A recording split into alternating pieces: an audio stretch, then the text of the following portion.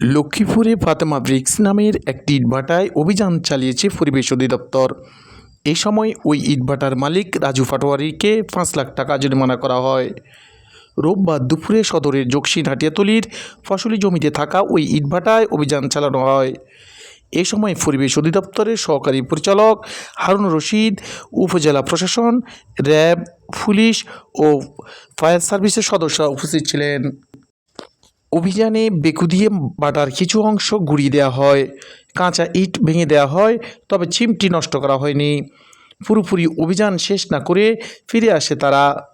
অন্যদিকে পরিবেশ অধিদপ্তরের পক্ষ থেকে জেলা রামগতিতে ৬টি ইটভাটা পুরোপুরি ধ্বংস করা হলেও লক্ষ্মীপুরে ফাতেমা ব্রিক্সে অভিযান চালানো হয় আংশিক। পরিবেশ অধিদপ্তরের সহকারী পরিচালক হারুন রশিদ বলেন, ফাতেমা ব্রিক্সের ৫ লাখ টাকা জরিমানা করা হয়েছে। এর আগেও অবৈধ ইটভাটা পরিচালনার আইনে ৬ লাখ টাকা জরিমানা করা হয়েছে। অবৈধ ইটভাটার বিরুদ্ধে অভিযান অব্যাহত রয়েছে বলে জানান তিনি।